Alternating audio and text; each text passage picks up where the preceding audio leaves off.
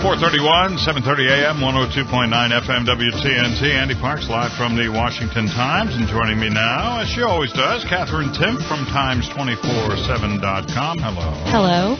Welcome to Tuesday afternoon. Kind of a boring one, or is it exciting? It's been a little slow, but there's still news going on, obviously. Yeah, all over the world. Yep. Well, background checks for people wanting to buy guns in Colorado have actually jumped 41% after the shooting. You know, I heard a little while ago that had bumped up. I had no idea. The 41%. Yes, and an increase in people wanting to take classes for concealed carry permit. So people don't see this as, need for gun control laws. They need guns, is what they're thinking. They're looking at the other side of it. Mm-hmm. And I had mentioned earlier today, I was talking with, I believe it was Jim Robbins back in the last hour.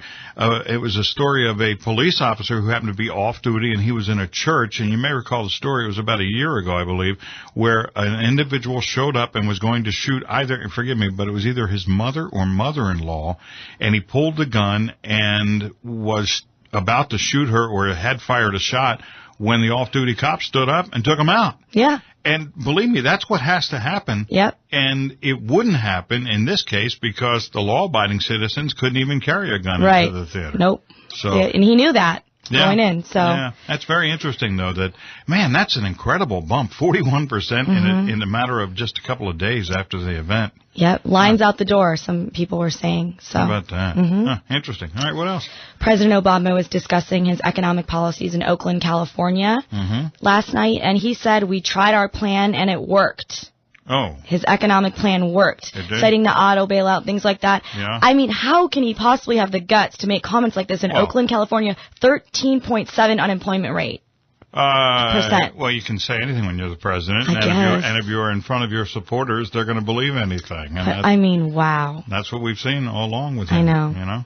All right. Anything else you're working on? Yes, he said that we will never apologize. Obama said to a gathering of veterans yesterday that we'll never apologize for being America, being who we are. Wait a minute. You're right. the guy that had the apology tour when he first took office. Exactly. Right. 2009, there's this whole list. Apologies to France, apologies to Europe, apologies to the Muslim world, for we have not been perfect. Apology for the war on terror. I mean, it's... I've never heard so many apologies in my life, but...